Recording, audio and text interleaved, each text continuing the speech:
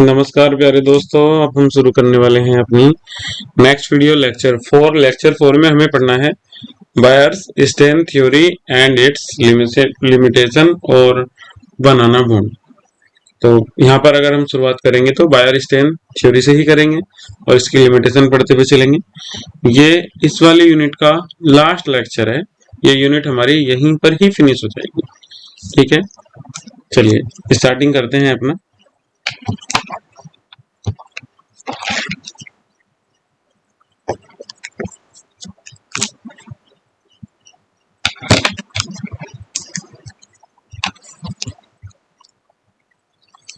सबसे पहले हेडिंग लिख लेंगे हम इसी में अपनी।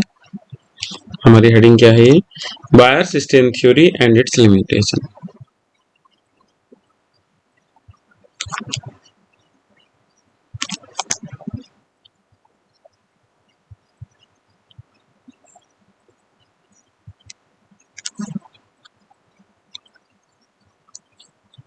BAEYERS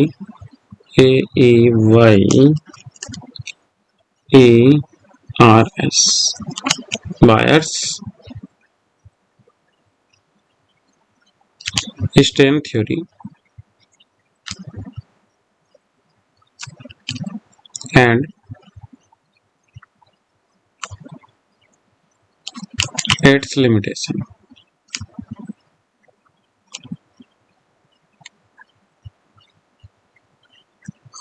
बायर एक साइंटिस्ट का नाम है प्यारे बच्चों, बायर एक साइंटिस्ट का नाम है। इन्होंने क्या काम करा था, जो साइक्लो एल्केन के हमारे स्टार्टिंग के कुछ सब्सटेंस थे उनकी स्टेबिलिटी को एक्सप्लेन करने के लिए इन्होंने अपनी ये वाली थ्योरी दी थी। जो 5 कार्बन से ज्यादा वाले मेंबर्स हैं साइक्लो एल्केन के, उसमें इनकी थ्योरी फेल हो जाएगी। ठीक है, तो इन्होंने अपनी थ्योरी में लिए हुए तो हैं 5, 6, 7 वाले भी, 8 वाले भी, मगर वहां पर जो बायर की स्टेन थ्योरी है वो वर्क नहीं करती है, वो इसकी लिमिटेशन भी है। ठीक है, अगर हिंदी में बात करेंगे तो बायर स्टेन थ्योरी का मतलब होता है बायर का विकृति सिद्धांत। थ्योरी मतलब सिद्धांत, ठीक है, स्टेन मतलब विकृति। अगर दूसरे वर्ड में समझेंगे स्टेन को तो इसका मतलब एक तरीके से आप डिस्टॉर्टेड मान के चलो। ठीक है, अब यहाँ पर हम इसकी थ्योरी के लिए थोड़ी सी लाइन का यूज करेंगे। जो हमारे पास में इसकी थ्योरी, क्योंकि थ्योरी है तो हमें इसे लिखना पड़ेगा। इसमें हम लिख देंगे इन 1885 buyer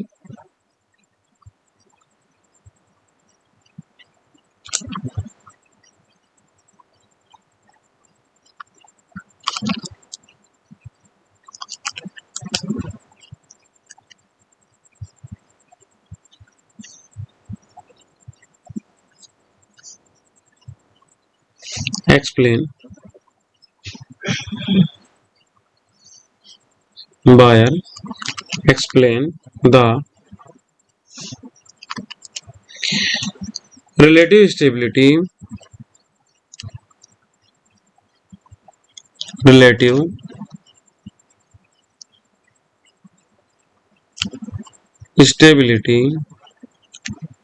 of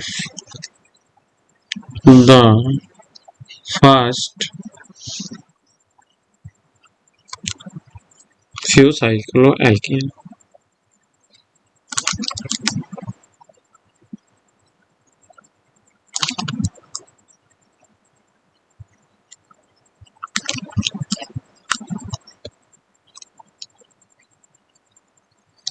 This is called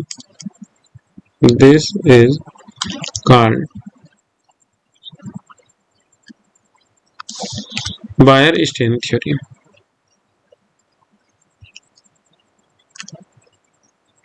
ये हमारा क्या कहलाएगा?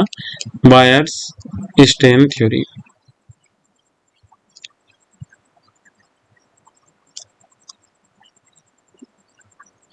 ठीक है, देखिएगा यहाँ पे लिखा हुआ भी है in 1885 Bayes explained the relative stability of the first few cycloalkane। This is called buyers-stand theory. Starting में बायर ने क्या काम करा था, कुछ साइक्लो एल्केन को लेकर उनकी स्टेबिलिटी समझाने की कोशिश की थी, और यही हमारा क्या कहलाएगा? बायर की स्ट्रिंग थ्योरी मतलब बायर का विकृति सिद्धांत। इसके जो मेन पोस्टुलेट्स हैं वो हमारे कुछ इस टाइप से, इसमें लिख देंगे the main points of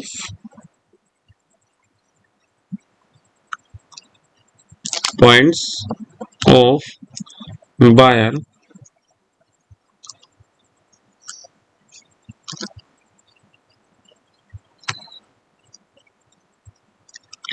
string theory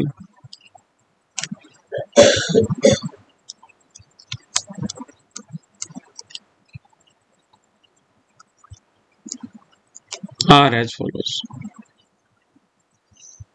ठीक है, हम इन्हें कुछ ऐसे लिखते हुए चलेंगे इसमें, जैसे कि फर्स्ट पॉइंट जो है थ्योरी का वो ये कहता है इसमें कि जितने भी कार्बन्स होंगे किसी भी रिंग में वो सभी एक सेम प्लेन में होंगे। ठीक है, तो इसमें हम लिख देंगे ऑल कार्बन एटम्स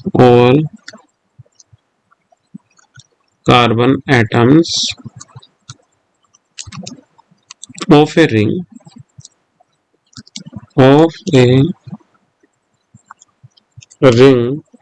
lying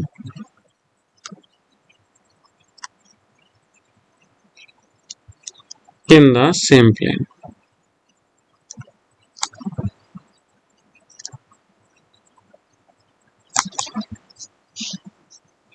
ठीक है, फर्स्ट पॉइंट तो हमारे पास में ये हो जाएगा कि जितने भी कार्बन होंगे वो सभी एक ही प्लेन में होंगे।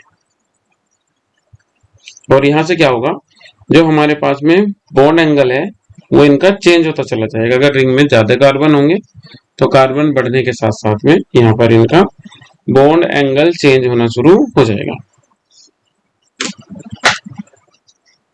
ठीक है, और यहाँ पे हम लिख देंगे so different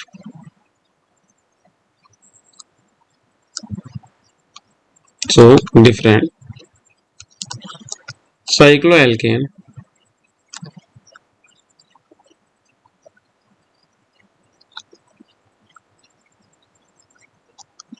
ring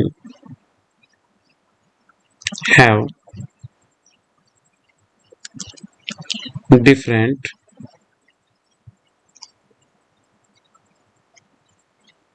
bond angle।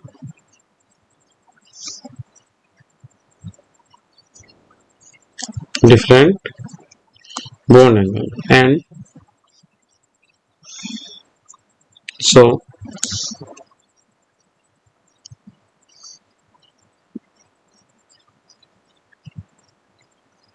different amount of stain। ठीक है, तो यहाँ से क्या होगा, उसमें स्टेन का अमाउंट जो होगा वो भी कैसा होगा, डिफरेंट होगा। अगर रिंग में नंबर ऑफ कार्बन्स अलग अलग हैं तो इसमें जो उसका स्टेन का अमाउंट है वो भी कैसा होगा, डिफरेंट होगा। ठीक है, अब इसे हम कुछ इस वाले फॉर्मूले से कैलकुलेटेड कर सकते हैं। ठीक है, इसमें हम लिख देंगे angle stain is calculated using this formula, या हम इसमें लिख देंगे formula for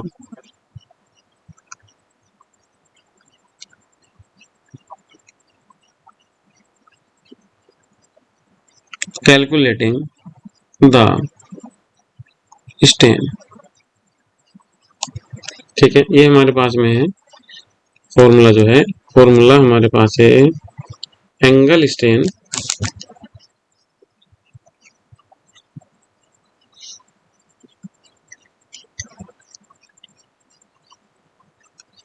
equal to 1/2 109 degree 28 minute minus angle in ring में जो भी बॉन्ड एंगल होगा वो हमें लिखना है बाद में। तो यहाँ से हमारे पास में जो एंगल स्टेन है वो निकल के आ जाएगा। ठीक है, चलिए बात करते हैं इसके बाद में हम पॉइंट 2 की। तो हमारे पास में जो पॉइंट 2 है, पॉइंट 2 को लिख लेंगे हम यहाँ पर। अब इसमें हमारे पास में दो तरीके का डेविएशन हो सकता है, मतलब जो हमारे पास में स्टेबिलिटी है, अगर बात करेंगे हिंदी में तो इसमें विचलन बोलते हैं। डेविएशन का मतलब होता है विचलन, मतलब अपना जो पाथ है उससे उसे भटकना, डिस्टर्ब, ठीक है, डिफ्लेक्ट होना, पाथ से डिफ्लेक्ट होना मतलब अपने रास्ते से भटकना, इसे हम क्या बोल देंगे यहाँ पर, डेविएशन। अब डेविएशन दो टाइप का होगा, एक हमारे पास में होगा पॉजिटिव डेविएशन, ठीक है, और दूसरा हमारे पास में होगा यहाँ पर नेगेटिव डेविएशन। अगर पॉजिटिव डेविएशन होगा तो उसके आसपास रहेगा, नेगेटिव डेविएशन होगा तो फिर वो क्या हो जाएगा, स्टेबिलिटी से दूर हो जाएगा। ये थ्योरी का पॉइंट है, ठीक है, बाद में यही पॉइंट इसका क्या बन जाएगा, वीकनेस बन जाएगा। तो इसका सेकंड पॉइंट लिखते हैं, ठीक है, एनी डेविएशन पॉजिटिव और नेगेटिव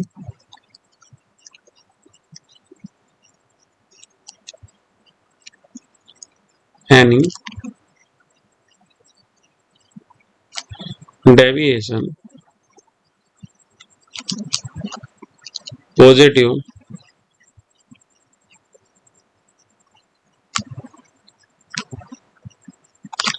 और negative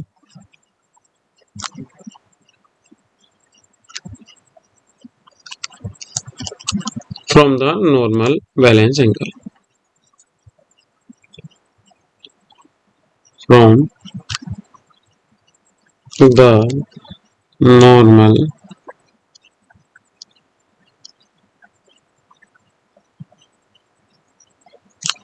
valence angle produce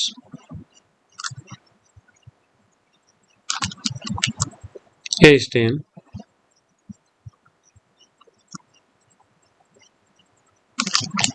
in the molecule,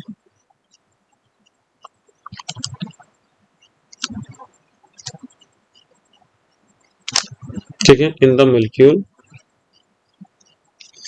यहाँ पे हमने लिख दिया है कि जो भी डेविएशन होगा, चाहे डेविएशन नेगेटिव हो चाहे डेविएशन पॉजिटिव हो, वो क्या काम कर देगा, जो उसकी नॉर्मल वैल्यू से है, अगर ज्यादा आता है उसमें कुछ भी, चाहे कोई प्लस में हो चाहे माइनस में हो, वो मॉलिक्यूल्स के अंदर एक स्टेन को प्रोड्यूस कर देगा। देखिए यहाँ लिखा हुआ भी है, एनी डेविएशन पॉजिटिव और negative form the normal valence angle produce a strain in the molecule. अगर नॉर्मल से कोई चाहे पॉजिटिव हो चाहे नेगेटिव हो, अगर कुछ ऐसे बन के आएगा तो क्या काम करेगा, मोलिक्यूल में स्टेन बना देगा, प्रोड्यूस कर देगा स्टेन को, ठीक है। अगर पॉजिटिव डेविएशन है तो वो इनवर्स रहेगा, और अगर नेगेटिव डेविएशन है तो वो क्या रहेगा, आउटवर्ड्स रहेगा, ठीक है। थर्ड पॉइंट में लिखेंगे हम इसमें, पॉजिटिव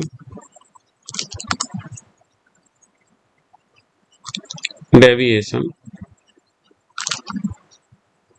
और दूसरा हमारे पास में है नेगेटिव डेविएशन।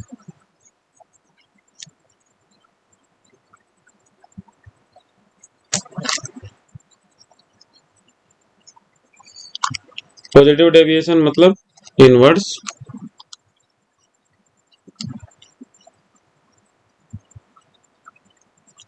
और अगर नेगेटिव डेविएशन की बात करेंगे तो ये हमारे पास में क्या रहेगा, आउटवर्ड्स।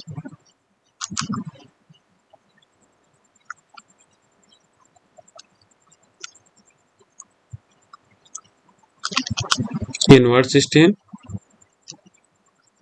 और दूसरा हमारे पास में क्या है, आउटवर्ड्स स्टेन। फिर बात करेंगे हम इसमें अपने फोर्थ पॉइंट की। तो जो हमारे पास में एंगल स्टेन है, ये इनवर्सली प्रोपोर्शनल होता है स्टेबिलिटी ऑफ रिंग के। तो इसमें लिख देंगे angle strain, angle stand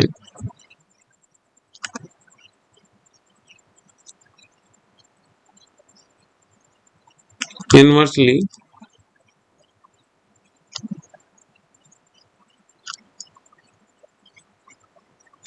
proportional to the stability of ring, stability of the ring। जो स्टेबिलिटी है रिंग की उसके क्या होता है, इनवर्सली प्रोपोर्शनल होता है। तो यहाँ हमारे पास में एक फॉर्मूला आ जाएगा इसमें, angle strain, angle strain inversely proportional to 1 upon stability of ring.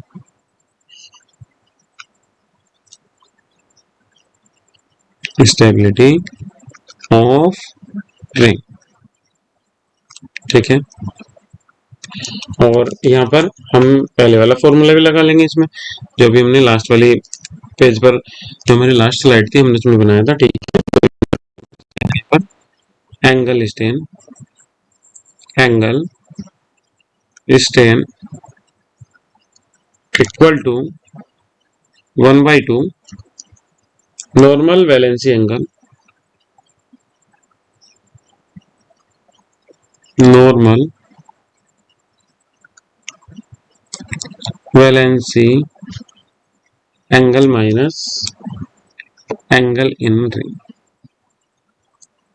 Angle इन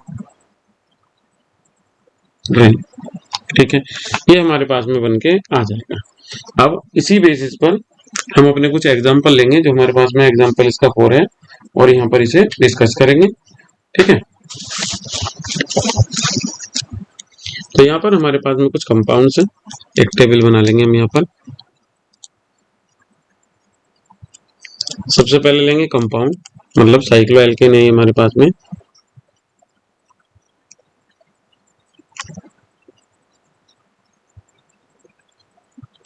दूसरे नंबर पे हमें लेना है इनका एंगल, और थर्ड नंबर पे हमें लेना है इसमें एंगल स्टेन।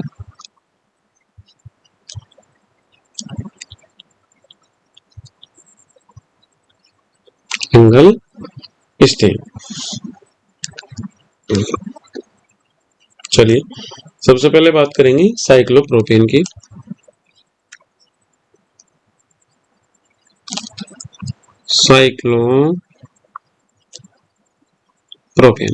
साइक्लोप्रोपेन में जो मेन बोन एंगल होगा वो कितना होगा, 60 डिग्री होगा, और साइक्लोप्रोपेन का स्ट्रक्चर भी हमारे पास में कुछ ये वाला होता है, ठीक है। अब हमें निकालना है इसमें एंगल स्टेन। तो एंगल स्टेन के लिए हमारे पास में भी एक फॉर्मूला बनाया था हमने, 1/2। यहाँ पे हमें रखना है नॉर्मल बैलेंस एंगल, मतलब नॉर्मल जो होगा वो तो 109 डिग्री 28 मिनट, 109 डिग्री 28 मिनट होगा, और इसमें से हम बैलेंस वाले को सब्ट्रैक्ट करेंगे जो निकल के आए हैं, तो टोटल हमारे पास में जो सॉल्यूशन बन के आएगा वो आएगा 24 डिग्री 44 मिनट, ठीक है। बात करेंगे दूसरे वाले की, साइक्लोब्यूटेन की।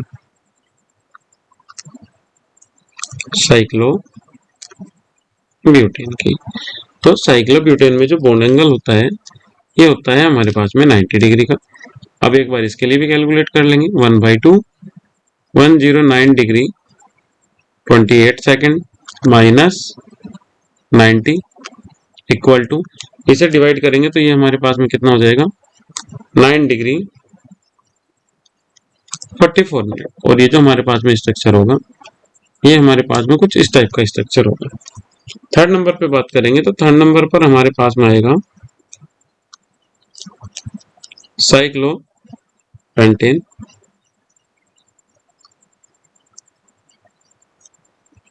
साइक्लोपेंटेन में अगर बॉन्ड एंगल की बात करेंगे तो हमारे पास में होगा 108 डिग्री, ठीक है, 108 डिग्री। और हम बात करेंगे तो हमारे पास में कितना है, 1/2 109 डिग्री 28 मिनट माइनस 108, और जब हम इसे सब्ट्रैक्ट करेंगे तो सब्ट्रैक्ट करने के बाद में ये हमारे पास में कितना हो जाएगा, 0 डिग्री 44 मिनट, ठीक है। बात करेंगे साइक्लोहेक्सेन की।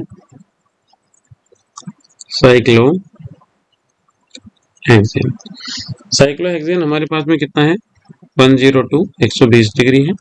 तो इसमें हम फॉर्मूला लगाएंगे 1/2 109 डिग्री 28 मिनट माइनस 120, और ये इक्वल टू हमारे पास में कितना हो जाएगा, माइनस 5.16 डिग्री, ठीक है। पहले डिग्री आएगा, बाद में क्या आ जाएगा, मिनट। अगर स्ट्रक्चर की बात करेंगे तो साइक्लोपेंटेन का स्ट्रक्चर का कुछ इस टाइप का हो जाएगा, जैसे कि हमने पहले देखा था ये वाला। और साइक्लोहेक्सेन का तो हमें पता ही है, हेक्सागोनल स्ट्रक्चर होगा, इसका कुछ इस टाइप का होगा। अब दो हमारे पास में इसमें और बचे हुए हैं, एक है साइक्लोहेप्टेन और दूसरा हमारे पास में है साइक्लोऑक्टेन, ठीक है। तो साइक्लो तो सेम रहेगा ही रहेगा, हेप्टेन है एक हमारे पास में, हेप्टेन, और साइक्लो तो रहेगा ही रहेगा। एक हमारे पास में क्या है, ऑक्टेन है। अगर हेप्टेन की बात करूंगा तो ये मेरे पास में बॉन्ड एंगल आ जाएगा कितना, 128 डिग्री 34 मिनट, और लास्ट में बात करेंगे तो कितना हो जाएगा 134 डिग्री। तो ये हमारे पास में कितना निकल कर आएगा 102 109 degree 28 minute minus 128 degree 34 minute, और इक्वल टू में ये हमारे पास में आ जाएगा -9 डिग्री 33 मिनट। लास्ट में हम बात करेंगे तो ये हमारे पास में कितना आ जाएगा 1/2 109 डिग्री 28 मिनट माइनस 134 डिग्री। तो ये इक्वल टू में ये हमारे पास में आ जाएगा -14 डिग्री 46 मिनट।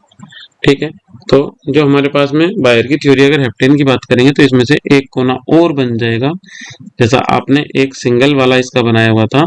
ठीक है, दूसरे वाला जब आप बनाएंगे तो थोड़ा सा ध्यान करेंगे, डायरेक्ट नहीं लेना है, एक बीच में और बना देना है 1, ठीक है 2 2, और यहाँ से मिला देंगे ऐसे 1 2, कुछ इस टाइप से करके। ठीक है, टोटल हमें कितना बनाना है 7 बनाना है। फिर बात करेंगे किसकी, ऑक्टेन की। तो ऑक्टेन में 8 आ जाएंगे हमारे पास में, एक इधर को भी बन के आ जाएगा। ठीक है, और थोड़ा सा चेंज करना है 1, फिर इसके बाद में 2 3 4 5 6 7, और ये हमारे पास में कितना हो जाएगा 8 मेंबर रिंग बनानी है।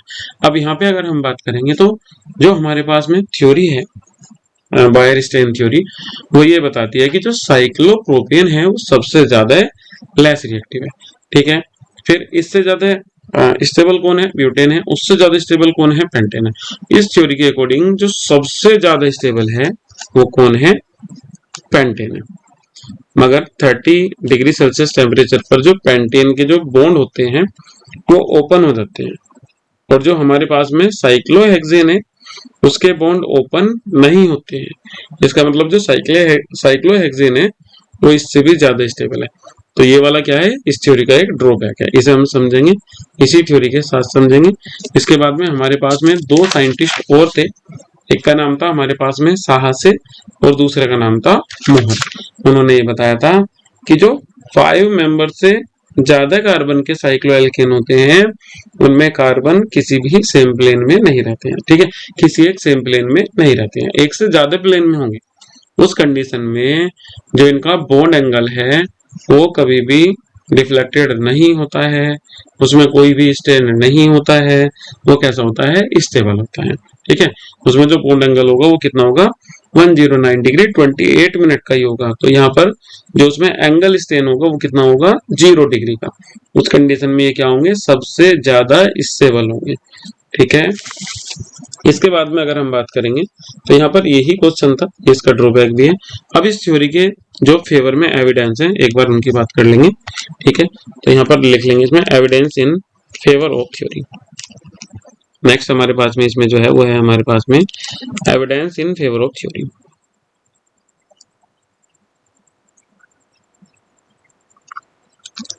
एविडेंस इन फेवर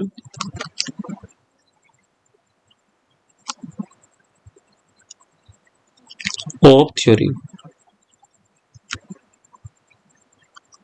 इस थ्योरी के फेवर में कौन कौन से एविडेंस है एक बार हम उनकी बात कर लेंगे। तो यहाँ हमारे पास में फर्स्ट जो है वो ये है, अभी हमने पढ़ा यहाँ पर जो सबसे ज्यादा लेस रिएक्टिव है वो हमारे पास में कौन है, साइक्लोप्रोपेन है। तो साइक्लोप्रोपेन लो टेम्परेचर, ऐसे मान के चलिएगा 80 डिग्री सेल्सियस टेम्परेचर पर ही अपने बॉन्ड ओपन कर देती है। ठीक है, तो ये सबसे ज्यादा रिएक्टिव है। तो फर्स्ट वाला इसका हम यही लिख देंगे, according to Baeyer strain theory 3 members ring is highly reactive. According to Bayer-Stein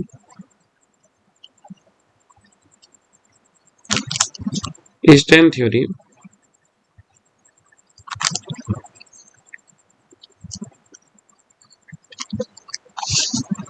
3 member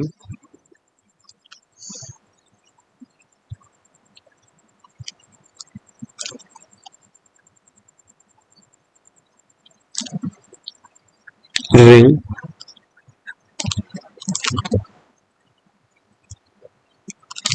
more reactive but less stable। अब हमने यहाँ पर इसका एक एग्जांपल यूज कर लिया। एग्जांपल में हमने क्या काम करा, जो हमारे पास में साइक्लोप्रोपेन है ये लेंगे, रिएक्शन कराएंगे H2 के साथ में लगभग 80 डिग्री सेल्सियस टेम्परेचर पर, और यहाँ हमारे पास में जो बन जाएगा कुछ ये बन जाएगा CH3 CH2 single bond CH3। अगर बात करेंगे इसकी तो ये हमारे पास में क्या बन जाएगा N प्रोपेन। ठीक है। अब चलिएगा बात करेंगे हम यहाँ पर पॉइंट नंबर 2 की। दूसरे वाले पॉइंट में हमारे पास में है, हमने लिया है यहाँ पर एक सक्सेनिक एसिड, ठीक है, इसे हीट करेंगे तो इस कंडीशन में क्या बना लेगा सक्सेनिक एनहाइड्राइड, मतलब 5 और 6 मेंबर रिंग बना लेगा।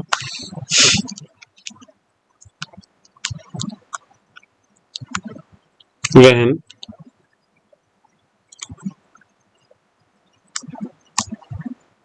succinic acid heated it give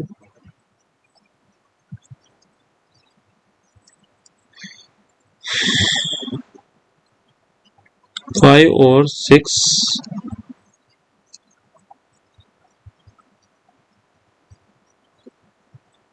membered ring। चलिए ठीक है, हमने यहाँ पर एक एग्जांपल लिया अब इसका सक्सेनिक एसिड का CH2COOH, और दूसरा इधर हमने क्या लिया है CH2COOH। हमने क्या काम किया, इसे यहाँ पर हीट किया, इसमें से क्या निकल जाएगा एक H2O, इसे हम कुछ यहाँ से ऐसे निकाल लेंगे H2O। ठीक है, तो ऊपर क्या बचा हमारे पास में CH2, दूसरा कौन बचा CO, नीचे कौन बचा है CH2, फिर कौन बचा है CO, और एक हमारे पास में कौन आ जाएगा O। इसे हम क्या बोल देंगे सक्सेनिक एनहाइड्राइड।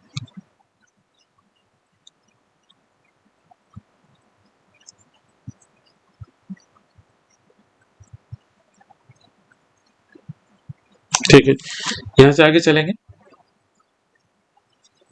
तो अब हम बात करेंगे इसकी लिमिटेशन की।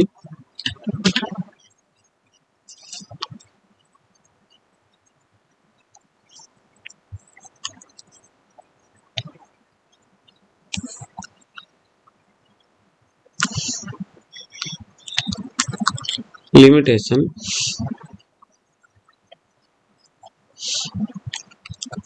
ऑफ बायर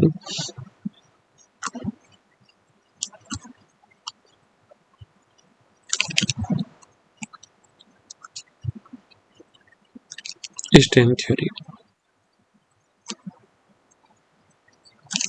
जो बायर स्ट्रेन थ्योरी है उसकी लिमिटेशन क्या है?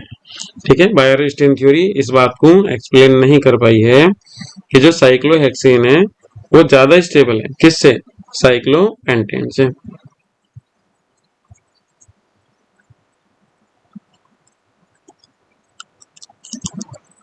तो हम इसमें फर्स्ट पॉइंट में लिखेंगे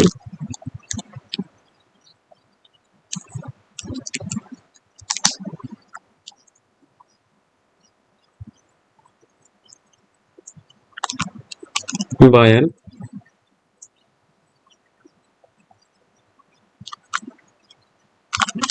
strain theory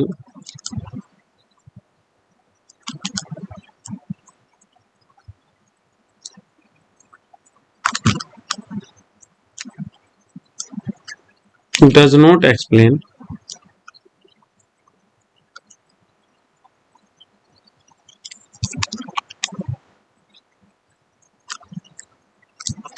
how to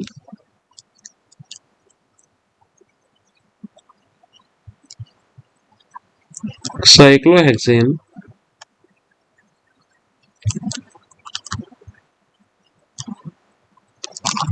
more stable than pentane।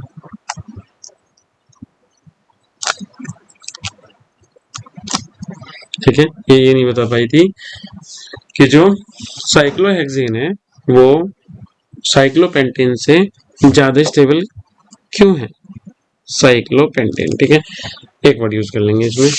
फिर इसके बाद में हम बात करेंगे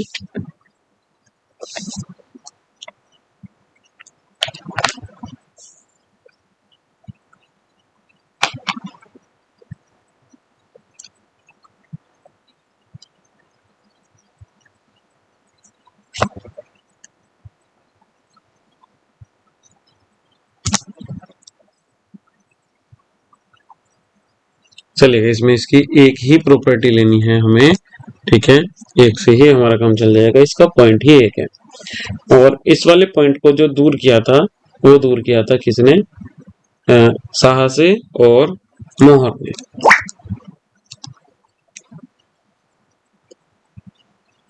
उसके बाद में अब हम इसमें लिख देंगे थ्योरी ऑफ स्टेनलेस रिंग।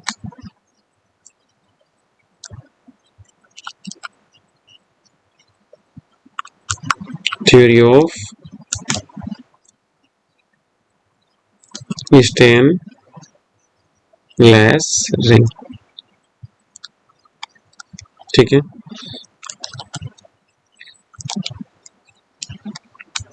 अब थोड़ा सा इस थ्योरी की भी बात कर लेंगे। तो ये क्या किसने दिया था, ये दो साइंटिस्ट थे, एक का नाम था साहसे और दूसरे का नाम था मोहर। तो इसमें लिख देंगे साहसे and more give this theory.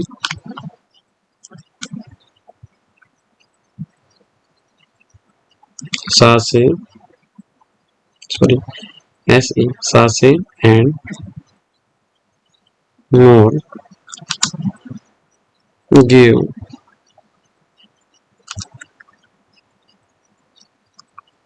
this theory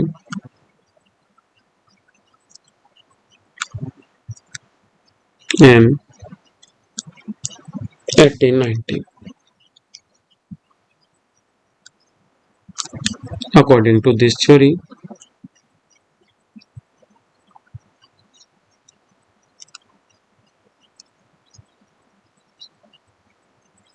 according to this theory,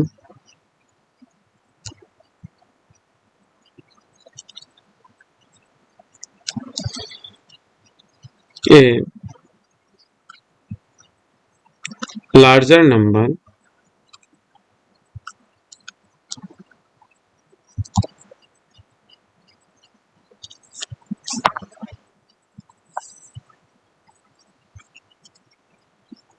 larger number of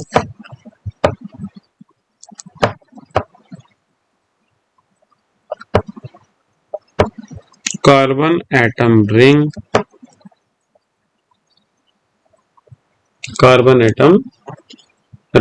do not lie in a same plane.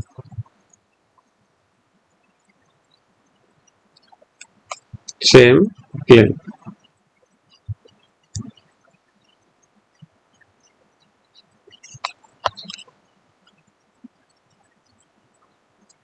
It means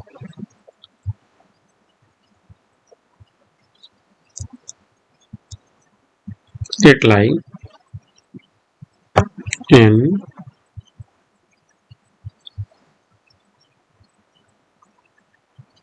different plane.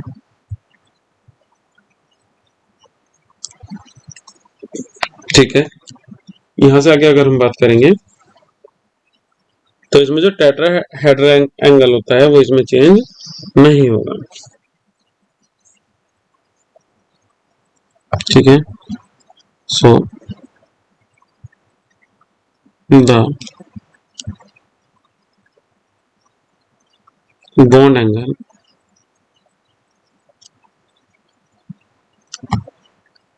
in these cycloalkane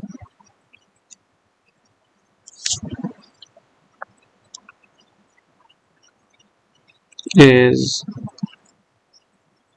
not changed.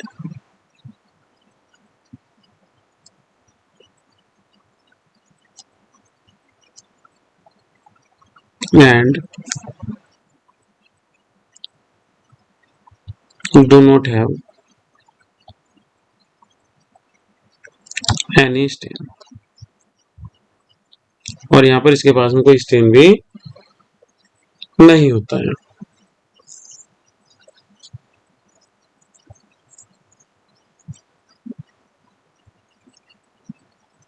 अब बात करेंगे, अगर पहले वाली थ्योरी में से कुछ समझ में नहीं आया तो मैं आपको समझा दूंगा। साहसे और मोहर ने ये अपनी थ्योरी दे दी 1890 में। अगर इनकी थ्योरी के अकॉर्डिंग बात करें तो जो larger number of carbon atom की रिंग होती है, ठीक है, वो एक प्लेन में नहीं होती है। इसका मतलब ये है कि वो डिफरेंट प्लेन में होती है। तो इस कंडीशन में जो उसका बॉन्ड एंगल है वो भी चेंज नहीं होता है। अगर बॉन्ड एंगल चेंज नहीं होगा तो इसमें उसके पास में कोई भी स्टेन नहीं होगा, ठीक है। अगर बॉन्ड एंगल चेंज नहीं होगा तो उसके पास में कोई भी स्टेन नहीं होगा। अब पहले वाले ने तो एक कम कर दिया, 7 से नहीं। दूसरा हमारे पास में है मोहर। जो मोहर साइंटिस्ट थे इन्होंने बताया था कि जो हमारे पास में साइक्लो एल्केन है, जैसे कि हमारे पास में साइक्लोहेक्सेन है, ये हमें दो फॉर्म में पाया जाएगा। एक हमारे पास में रहेगी चेयर, दूसरी हमारे पास में रहेगी बोट, ठीक है। तो अब इसके बाद में इनका बोट और चेयर मॉडल और देख लेते हैं, किसके लिए,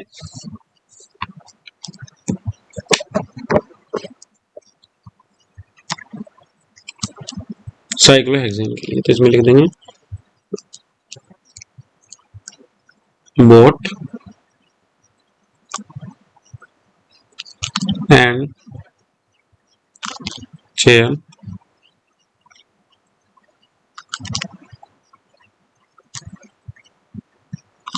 मॉडल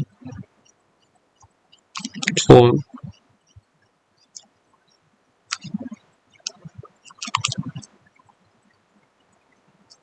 साइक्लोहेक्सेन, ठीक है। तो इसमें आपको ये कोई दो स्ट्रक्चर दिखाई देंगे यहाँ पर, 1 2 3 1 2 3। और अगर सेकंड वाले की बात करेंगे तो ये जो हमारे पास में है ये है हमारे पास में चेयर मॉडल, चेयर, और इसे हम क्या बोल देंगे, और जेड फॉर्म। और जो दूसरा है, ये दूसरे वाला हमारे पास में है बोट मॉडल,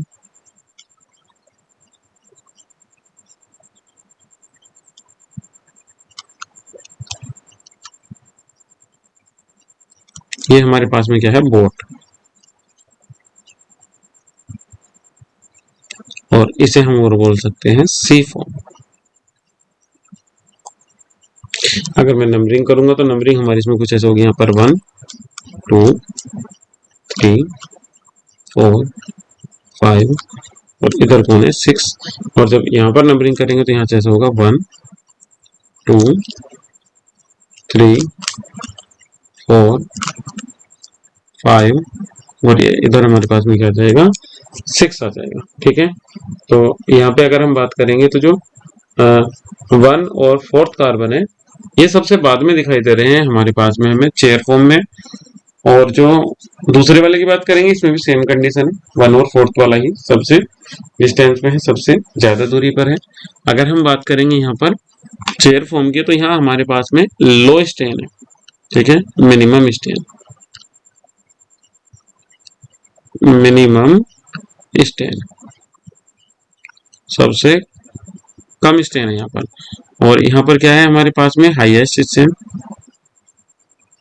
हाईएस्ट स्टेन।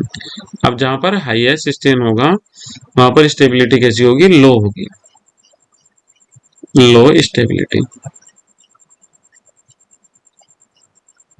और यहाँ पर हमारे पास में क्या होगा, हाई स्टेबिलिटी।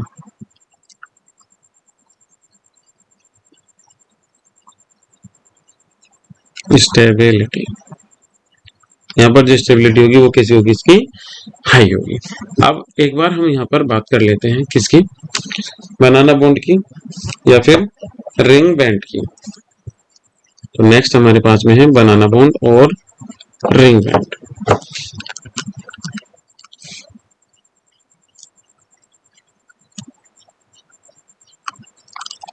बनाना बॉन्ड और रिंग बैंड।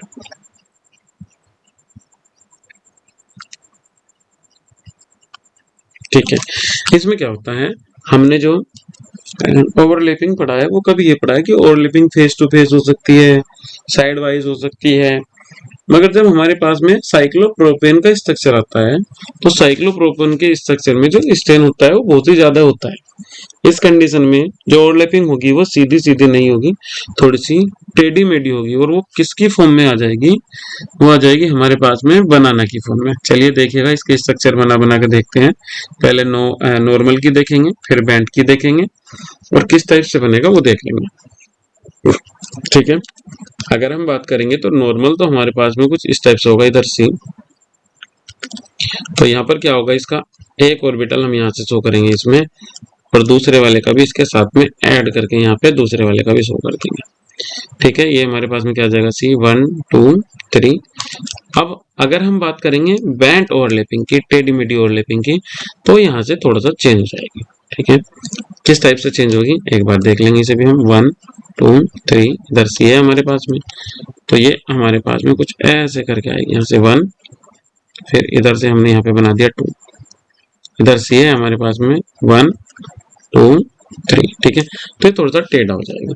अगर हम बात करेंगे इसकी 3 कार्बन के लिए, कार्बन्स को हम यहाँ पे कॉर्नर लेके चलेंगे, तो इसका स्ट्रक्चर जो होगा वो हमें यहाँ पर कुछ ऐसे दिखाई देगा। मान लो मेरे पास में यहाँ से कोई कार्बन है, तो ये इसका फर्स्ट वाला पॉइंट आ जाएगा, फिर दूसरा कार्बन मेरे पास में सपोज कीजिए आप यहाँ पर था, तो ये क्या काम करेगा, यहाँ से 1, और ये इसका आ जाएगा 2। अब ऐसे ही एक नीचे से बना लेगा टेढ़ा मेढ़ा होकर 2, और जो ये वाला तो ये भी कुछ यहाँ से यही वाला काम करेगा, ऐसे आ जाएगा, फिर दूसरे वाले इसके साथ मिलके यहाँ से बनाएगा, फिर ये भी एक बॉन्ड क्या काम करेगा, इसके साथ में यहाँ से बना लेगा। अगर स्ट्रक्चर इस वाले में कोई प्रॉब्लम है तो इसे एक बार दोबारा से बना लेंगे।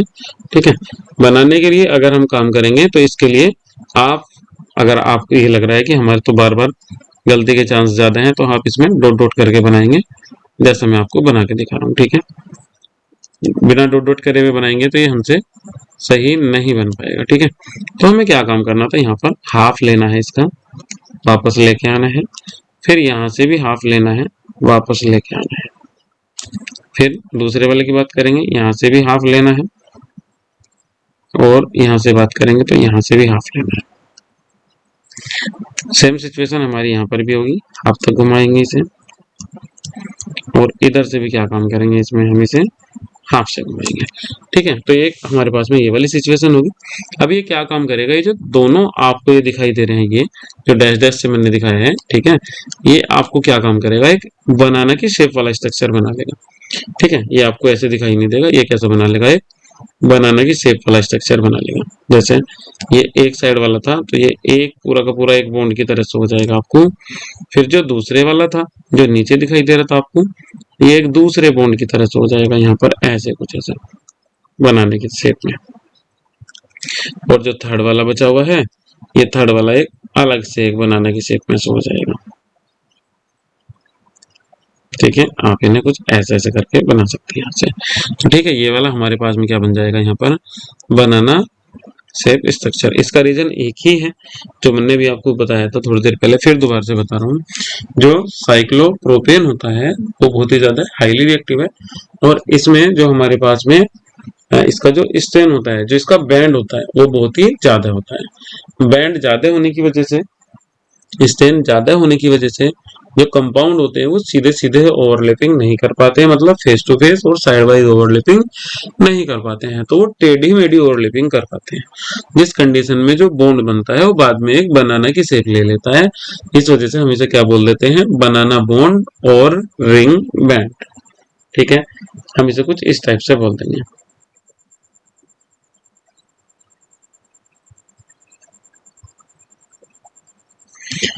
इसके बाद में हमें इसमें से एक पॉइंट और बचा हुआ है इस थ्योरी का, एक बार इसे भी हम यहाँ पर कंप्लीट कर लेते हैं। ठीक है, एक हमारे पास में बचा हुआ है रिएक्टिविटी सेलेक्टिविटी प्रिंसिपल। चलिए एक बार इसे भी हम यहाँ पर क्लियर कर लेते हैं।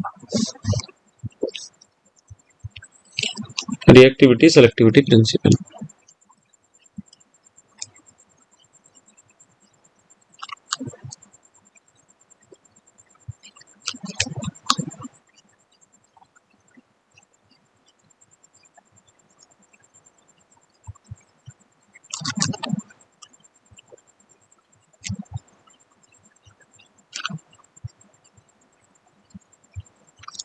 रिएक्टिविटी सेलेक्टिविटी प्रिंसिपल ये कह रहा है कि जब भी आप किसी हैलोजन की रिएक्शन कराएंगे किसी एल्केन के साथ में, ठीक है, एल्केन के लिए पढ़ रहे हैं तो एल्केन के लिए ही बात करेंगे।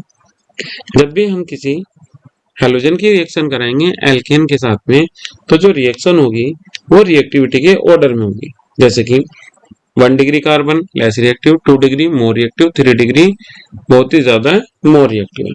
अब मैंने यहाँ पर एक एग्जांपल का यूज किया यहाँ पर, तो फिर आप बताइएगा इसमें क्या बनेगा क्या नहीं बनेगा, फिर मैं आपको अकॉर्डिंग टू थ्योरी भी बना के दिखाऊंगा। जैसे हमारे पास में इधर है CH3 single bond CH2 single bond CH2 single bond CH3, यहाँ पर हम इसकी Cl2 के साथ में रिएक्शन करा रहे हैं सनलाइट के प्रेजेंस में। ये सपोज कीजिएगा 25 डिग्री सेल्सियस टेम्परेचर है, मतलब रूम टेम्परेचर है। तो यहाँ पर दो प्रोडक्ट बनेंगे, ठीक है। पहला प्रोडक्ट हमारे पास में क्या होगा, CH3 CH2 CH2 CH2 Cl, और जो सेकंड प्रोडक्ट है ये हमारे पास में होगा CH3 single bond CH2 single bond CH single bond Cl single bond CH3, ठीक है। अगर हम यहाँ बात करेंगे तो ये हमारे पास में जो बनेगा वो क्या बनेगा, 28% बनेगा, और जो बाद वाले की बात करेंगे ये हमारे पास में क्या बनेगा, 72%। तो यहाँ पर जो रिएक्टिविटी जो ज्यादा दिखाई दी, जो हमें सेलेक्टिविटी का जो प्रिंसिपल इसमें दिखाई दिया है, ठीक है, वो हमें किसके लिए दिखाई दिया है, 2 डिग्री के लिए। अब यहाँ पर 2 डिग्री है और यहाँ पर 2 डिग्री है, यहाँ पर क्या है, ये 1 डिग्री। तो 1 डिग्री के लिए क्या है, कम है, और 2 डिग्री के लिए क्या है, ज्यादा है। कौन, रिएक्टिविटी। अगर कोई भी कंपाउंड आगे जुड़ेगा तो किसके साथ जुड़ेगा, हाईली रिएक्टिव हाइड्रोजन के साथ में ही जुड़ेगा, ठीक है। इसके हमारे पास में यहाँ पर 2 एग्जांपल और हैं। यहाँ पर हम इसकी रिएक्शन Br2 से भी करा सकते हैं, ठीक है, हैरो HNu, और Br2 के प्रेजेंस में रिएक्शन कराएंगे तो प्रोडक्ट पहले के जैसे ही बनेंगे, CH3 CH2 CH2 CH2 Br, और जो दूसरा होगा हमारे पास में वो बन जाएगा CH3 CH2 single bond CH single bond Br single bond CH3। मगर अगर यहाँ हम फॉर्मेशन की बात करेंगे तो ये बन जाएगा हमारे पास में 98%, और जब अगर हम पहले वाले की बात करेंगे कितना बनेगा, 2%, ठीक है। तो यहाँ पर क्या हुआ, जो हमारे पास में लेस रिएक्टिव है वो उतना ही ज्यादा हाई रिएक्टिव हाइड्रोजन के साथ में रिएक्शन करता है, और अगर हम बात करेंगे हाई रिएक्टिव की तो वो कोशिश करेगा कि उतनी ही ज्यादा लेस रिएक्टिव कार्बन के साथ में रिएक्शन करे। अब ये रिएक्शन अगर हम चाहें तो किसके साथ करा सकते हैं, आइसोब्यूटेन के साथ में भी करा सकते हैं, ठीक है। आइसोब्यूटेन के साथ में अगर कराएंगे, ये सेम था, अगर आपको ऐसा लग रहा है यहाँ पर कुछ लिखा हुआ नहीं तो यहाँ लिखा हुआ है CH3 CH2 CH2 CH3, ठीक है। अब एक बार ब्रोमीन की रिएक्शन इसके साथ और करा लेंगे, CH3 का volt wise single bond CH, sorry यहाँ पर बॉन्ड नहीं करेंगे, CH सिंगल बॉन्ड CH3, ठीक है। Br2 के साथ में रिएक्शन कराएंगे, इस Br2 है इधर, और HNu की प्रेजेंस में कराएंगे तो इधर हमारे पास में जो सबसे ज्यादा हमें प्रोडक्ट बना हुआ दिखाई देगा, वो ये दिखाई देगा CH3 का whole thrice C single bond Br, और यही हमारे पास में कितना बन जाएगा, 99%। अगर दूसरे की बात करेंगे CH3 का whole twice CH CH2 Br, ये हमारे पास में कितना रह जाएगा, 1% के समथिंग रह जाएगा, ठीक है। तो ये हमारे पास में क्या है, रिएक्टिविटी और सेलेक्टिविटी का प्रिंसिपल। मैं एक बार फिर आपको समझा दूं, जैसे कि हमारे पास में क्लोरीन है, तो क्लोरीन थोड़ा सा क्या है, हाई रिएक्टिव है, ठीक है। तो ये लेस रिएक्टिव के साथ में जाने की कोशिश करेगा, तो ज्यादा बनाएगा इसे, हाई रिएक्टिव के साथ भी जाएगा, कंट्रोल करेगा, ठीक है। हाई रिएक्टिव भी कंट्रोल करेगा इसे, मगर ये भी किसके साथ जाना चाहेगा, लेस रिएक्टिव के साथ में, ताकि स्टेबल हो सके। ब्रोमीन की बात करेंगे तो ब्रोमीन हमारे पास में कैसा है, लेस स्टेबल है, ठीक है, सॉरी लेस रिएक्टिव है, मोर स्टेबल है, और कैसा है, लेस रिएक्टिव है। अगर ये लेस रिएक्टिव है तो लेस रिएक्टिव किसके साथ जाना चाहेगा, मोर रिएक्टिव के, इसी वजह से यहाँ पर परसेंटेज ज्यादा है, ठीक है। यहाँ भी सेम सिचुएशन है, जो लेस रिएक्टिव है वो किसके साथ में जाएगा, मोर रिएक्टिव के, और जो मोर रिएक्टिव है वो किसके साथ जाएगा, लेस रिएक्टिव के। ये है हमारे पास में रिएक्टिविटी का सेलेक्टिविटी प्रिंसिपल। ठीक है, रिएक्टिविटी सेलेक्टिविटी प्रिंसिपल। ये वाली यूनिट हमारी खत्म हो गई है प्यारे बच्चों। इस यूनिट में हमारा कुछ नहीं बचा है। नेक्स्ट डे से हम शुरू करेंगे अपनी नेक्स्ट यूनिट एल्केन और एल्कीन। अच्छा, मैं आपसे एक बात और कहनी चाह रहा था। यहाँ पर मैंने जो अपना जो वॉच टाइम है, मैं वॉच टाइम को एक बार देख रहा था इसमें, तो यहाँ पर जितना भी टाइम आया हुआ है, जो मतलब वॉच टाइम है, उसमें मुझे ये दिखाई दे रहा है कि जो अनसब्सक्राइब है उनका ज्यादा है, अनसब्सक्राइबर्स का। मतलब जो वॉचिंग कर रहे हैं उन्होंने चैनल को सब्सक्राइब नहीं किया है।